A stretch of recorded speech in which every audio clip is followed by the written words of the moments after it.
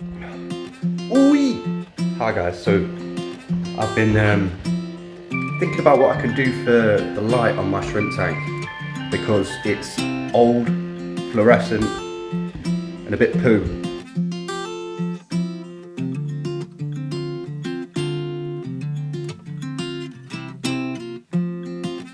So if we have a look, this is my old shrimp tank. It's a Tropiquarium 55 litre. It's looking a bit worse for wear when it comes to the light. Ooh. If I can get a small LED light which has got a waterproof casing on it, maybe it will do a lot better than that. We'll have to see. I'm going to try and retrofit this whole tank, this whole lid. We can see some wires going in there. If I manage to pop this cover off, it looks like it's just going to be a case of them bloody horrible clips. Turn that light off a minute. Looks like it's just loose over it. Now I can get it off because this is just lifts off the what's it? The edge, look, you can see it just lifts off. I have got a secondary. Stay! I have got a secondary heater in there because the heater that is attached to the thing is gammy. You know, this is old, really old, so I had to get a new heater. But looks like I'm going to be changing the light as well. I'm hoping that the retrofit's going to be pretty easy. Hopefully there's a bit of chalk strip or something that I can just wire it straight into. As you know, I don't have a stand, so this will have to do. Widen your view a bit.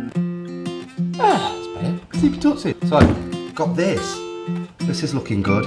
So, 10 watt wide angle beam, lumens, brightness, I don't really need much though. Nice battery. 2 years warranty on a £3 product. Cold white. See, that wasn't stated before. When you're talking cold and warm, it means the mixture from blue to red light in there. So there's going to be a lot more blue light than there is red light in here, which is detrimental, but it's going to do a whole lot better than that fluorescent bulb that's been running for God knows how long.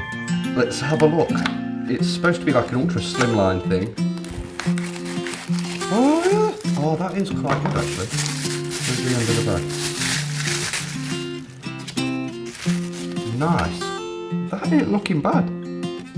This is IP rated. What is it? IP65 ingress protection, not necessarily water protection. Yeah, no, it is. That is. That's like a light dusting. So it should be able to withstand my splits and splats. That is watertight. I don't know if you can see, but in there is like a ferrule that expands around like a silicone usually. I don't know what they've used, probably something else that's cheaper. Rubber bit that gets squeezed down over the wire. So these are meant to go outside where it's raining, which means we should be pretty happy. It looks like the heatsink is just the back of this. That's how they made it so thin. No plug, because I'm hoping I can butcher the lid on that fish tank, shrimp tank. Just wire it in that way, you know, and just fit it however I can. So I'll leave a link in the description so you guys can pick one of these up if you need to do a little bit of a retrofit yourself. I will also let you know how it gets on.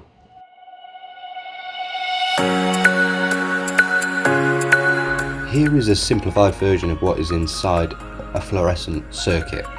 So as you can see, we've got a switch, we'll have the fluorescent tube, we have this and this. So if we want to change this, we need to kind of find out what this and this are. Turns out this one's a ballast and the top one is a starter. Before we go ripping them out, I guess we ought to know what they do.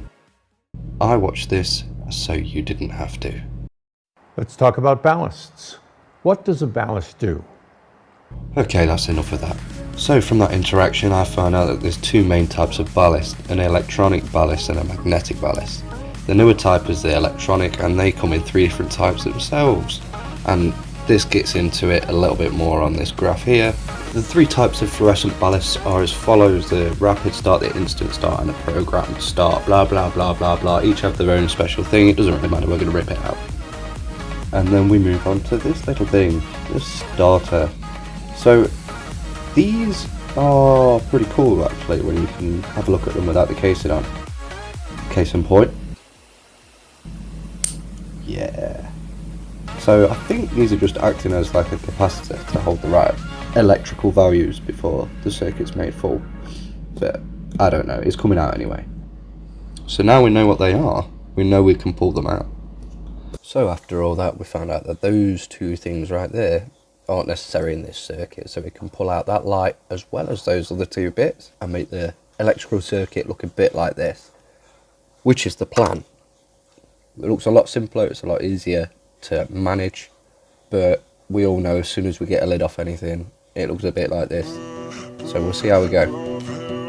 Wish me luck. This dog has too much energy. Talking about it, Diamond. Camera shy.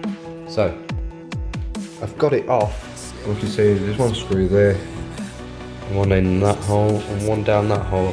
Guard off. Rubber's still on it, which is unbelievable after this amount of years. I'm thinking this is going to work out okay. The one thing I'm toying with here is if there's going to be enough room to leave that fluorescent in for some extra light. I don't know. We'll have to see. Yeah, anyway, let's get this off, get them screws out. I need to make the way down to the garage and get a screwdriver. And I was reading through the manual because, you know, I'm a good guy, I do that. If it says, please refer to the manual inside the box before installation. I did so, and it says, installation. I don't speak that, but anyway, we can see what it's saying. It's saying, undo the screws before you move it. I'd have never thought. I'm glad I read this. Anyway, you know what, first things first. Coffee.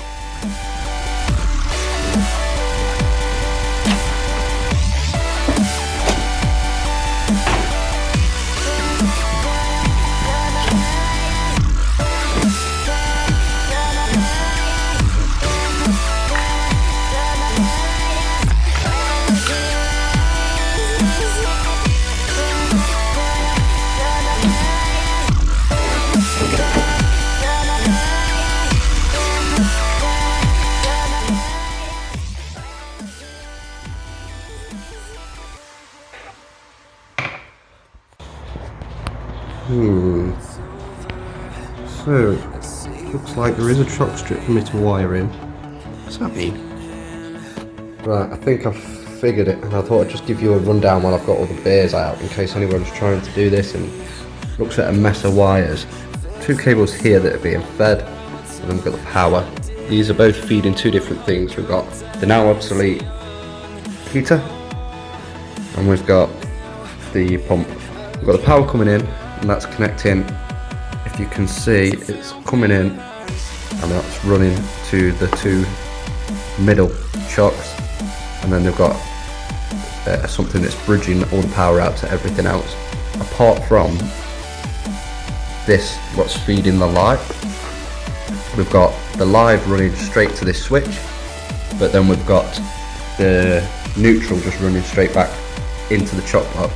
So what I want to do is not snip the cable running to the switch, but the cable running from the switch to feed the light. So I need to snip this, add a bit of chocky, just like this, and then hook my lights up over here and add it in. There you go, there's the inside of this particular light fitting, you know, all in one Tropiquarium as it's been dubbed. Yours might be slightly different, but that's basically what you're going to see. You're going to see a live, you see neutral, and maybe an earth. Probably not an earth, to be honest. And it's going to be feeding other things. Just make sure you know which one is your power going in and what's being fed. Make sure that you've got your light running on the switch, because you don't want to switch this switch and be wondering, oh look, wired it in, it's turned on. I'm sure a lot of people know what they're doing here, but a lot won't as well. Worth showing. Quick change of plan. I thought this would be small enough to be able to like kind of jimmy behind that, but thinking about it, we're just going to be shining light straight at the front of the tank. If we're going to do that, there's no way. This is long as hell, we'll have to put that down quick.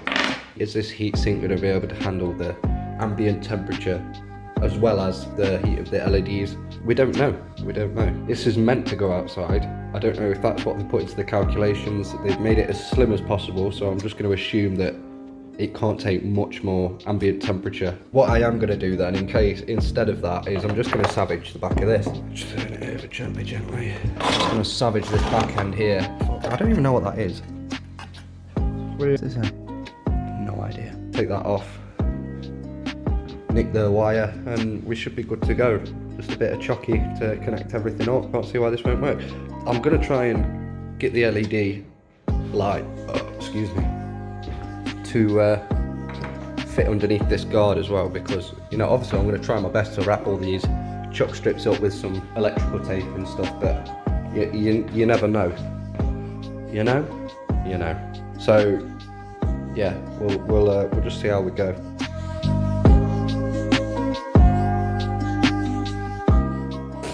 It was bugging me, so I had to Google it. It's a ballast. I'm sure somebody knows that. I need that out because I'm not having the fluorescent light, and that's supposed to be plugged straight into main. There is no need to change the current.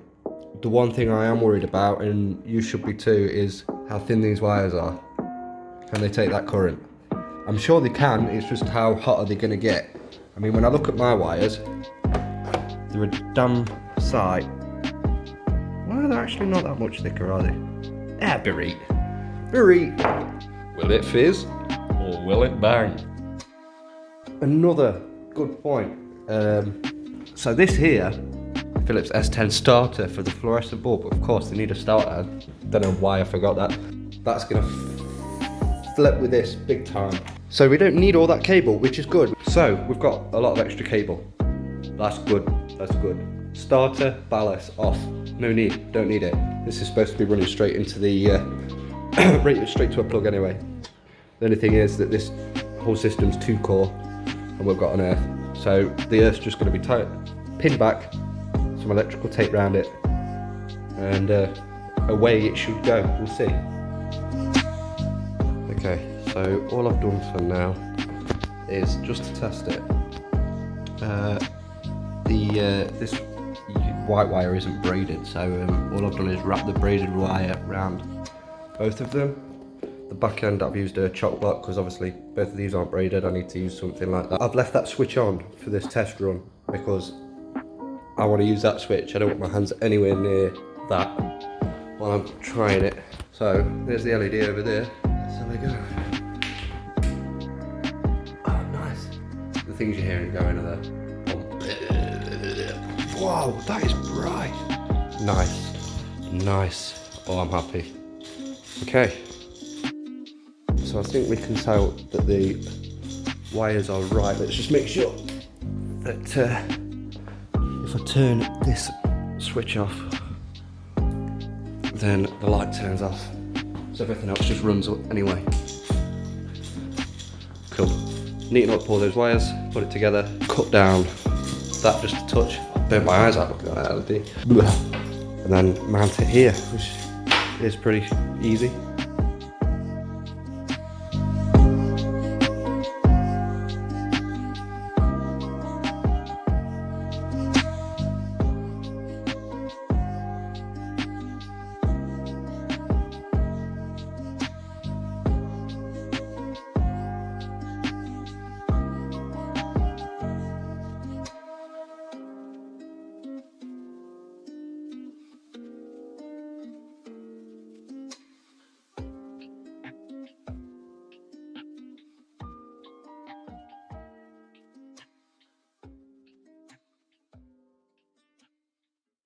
Hi all, I thought it was about time I did a quick update on this tank and how far it's got with a LED light.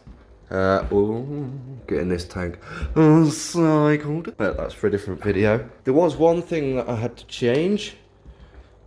Oh, look at that. Huh? Look at that. Look at that, look at that. Yeah. So, one thing that I did change, I'll just turn this off because the frame rate makes them flicker hard. I put 2 in. That's pretty much all I've had to do, but that's £6. So, meh, I'm not really that bothered about that. The the range on these cameras with the water level being so high, you know, it's not really getting very far. Even in the middle, it was kind of only getting a bit. And so far, it's doing quite well. In fact, the frog bit's grown so much that this bit's, let me just turn that off again. This bit's starting to yellow because there was too much frog bit in here. It had literally carpeted, which is brilliant, you know, that's what it was good, it is growing. And if we look down here, we can see that this jarmus is a real nice green now. And this is all growing nicely. I know that looks brown, but as the leaves come out, they're all crimpled and like start off as a purple kind of colour and then make the way out. But yeah, all in all, we're looking really nice and healthy, which is brilliant. That's exactly what you want. As I mentioned before, the lights are considered a cool white, which generally means that there's more blue tones rather than the red tones. If they had more red tones, they'd call it a warm, bright light. So I'd prefer to not have either and have both the blue and the red tones in there, but with it being a white light, there is obviously blue and red in there anyway. So all in all, we're good. What do you think, Diamond? Yeah? Yeah? No? She's impressed. So yeah, I thought I'd just give you a quick update on the light, or lights, and the growth, because you know, you never know if you're going to get the growth right from changing a light from a fluorescent. I mean, I was pretty sure it would be, but you know, you never know till you've done it. Happy days.